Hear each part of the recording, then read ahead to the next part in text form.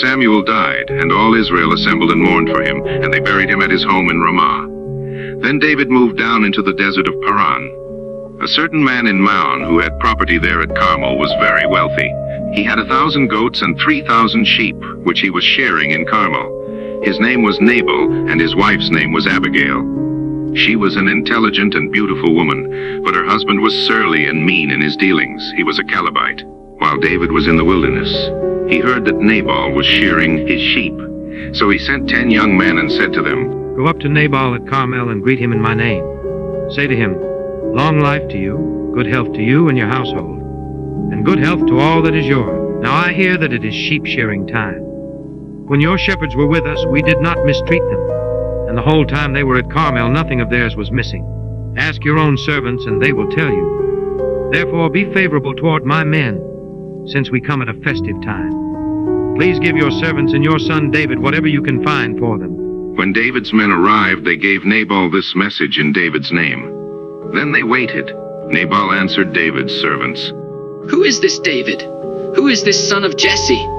Many servants are breaking away from their masters these days. Why should I take my bread and water and the meat I have slaughtered for my shearers and give it to men coming from who knows where?" David's men turned around and went back. When they arrived, they reported every word. David said to his men, "Each of you strap on your sword." So they did, and David strapped his on as well. About 400 men went up with David, while 200 stayed with the supplies. One of the servants told Abigail, Nabal's wife, "David sent messengers from the wilderness to give our master his greetings, but he hurled insults at them. Yet these men were very good to us. They did not mistreat us, and the whole time we were out in the fields near them, nothing was missing. Night and day they were a wall around us the whole time we were herding our sheep near them. Now think it over and see what you can do, because disaster is hanging over our master and his whole household. He is such a wicked man that no one can talk to him." Abigail acted quickly. She took 200 loaves of bread, 2 skins of wine, 5 dressed sheep, 5 seahs of roasted grain, 100 cakes of raisins, and 200 cakes of pressed figs, and loaded them on donkeys. Then she told her servants, "Go on ahead, I'll follow you." But she did not tell her husband Nabal. As she came riding her donkey into a mountain ravine, there were David and his men descending toward her, and she met them. David had just said, "It's been useless, all my watching over this property in the wilderness so that nothing of his was missing.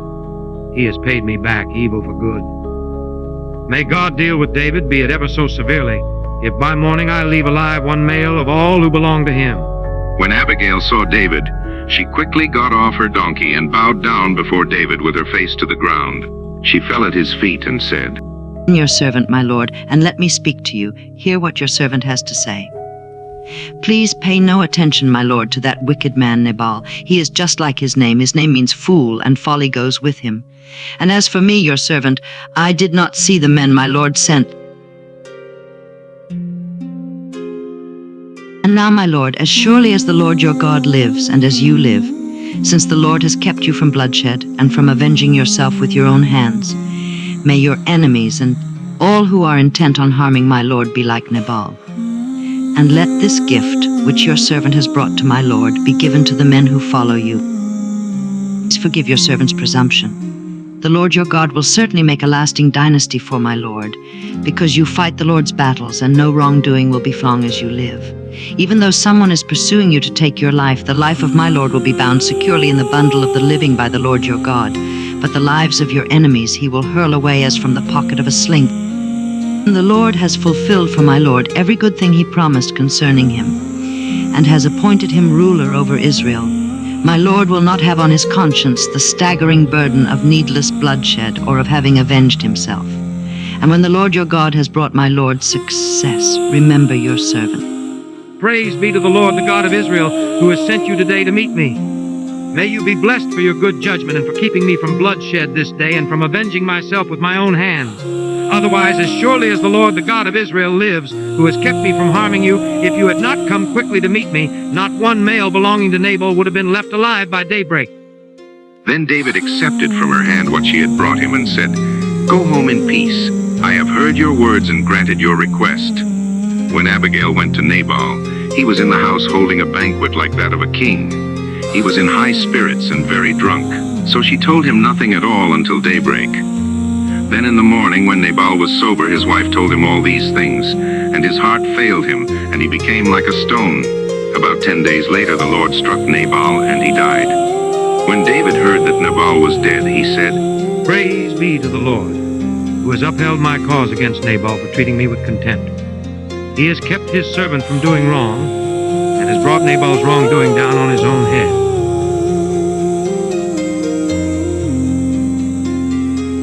Then David sent word to Abigail, asking her to become his wife. His servants went to Carmel and said to Abigail, David has sent us to you to take you to become his wife.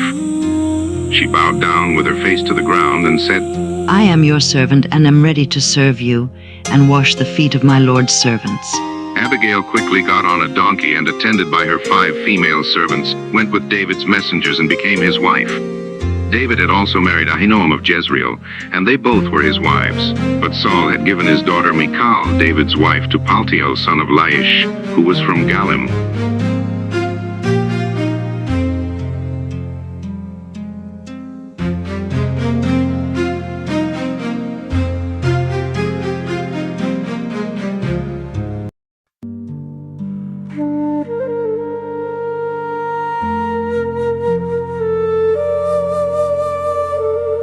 The Ziphites went to Saul at Gibeah and said, Is not David hiding on the hill of Hakilah, which faces Jeshimon? So Saul went down to the desert of Ziph with his 3,000 select Israelite troops to search there for David.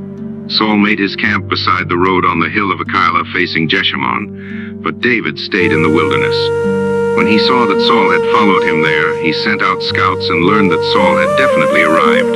Then David set out and went to the place where Saul had camped.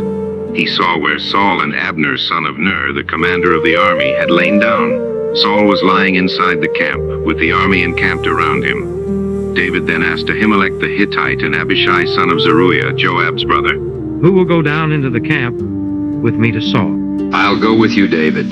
So David and Abishai went to the army by night, and there was Saul, lying asleep inside the camp with his spear stuck in the ground near his head.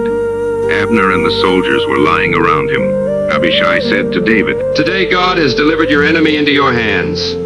Now let me pin him to the ground with one thrust of the spear. I won't strike him twice. Don't destroy him. Who can lay a hand on the Lord's anointed and be guiltless?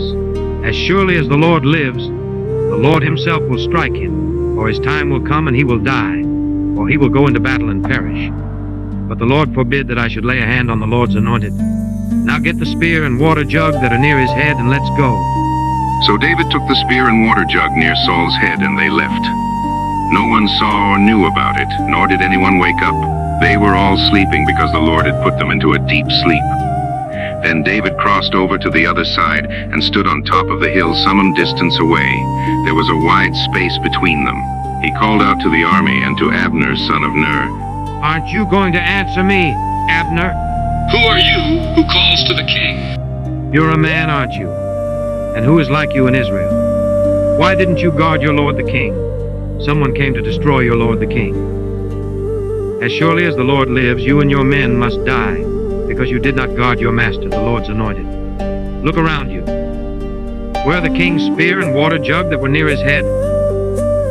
Is that your voice, David, my son? Yes, it is, my lord the king. Why is my lord pursuing his servant? What have I done, and what wrong am I guilty of? Now let my lord the king listen to servant's words. If the Lord has incited you against me, then may he accept an offering. If, however, people have done it, may they be cursed before the Lord. They have driven me today from my share in the Lord's inheritance, and have said, Go serve other gods. Now do not let my blood fall to the ground far from the presence of the Lord. The king of Israel has come out to look for a flea, as one hunts a partridge in the mountains. I have sinned. Come back, David, my son. Because you considered my life precious today, I will not try to harm you again. Surely I have acted like a fool and have been terribly wrong. Here is the king's spear. Let one of your young men come over and get it. The Lord rewards everyone for their righteousness and faithfulness. The Lord delivered you into my hands today, but I would not lay a hand on the Lord's anointed. As surely as I valued your life today, so may the Lord value my life and deliver me from all trouble. May you be blessed, David, my son. You will do great things and surely triumph. So David went on his way, and Saul returned home.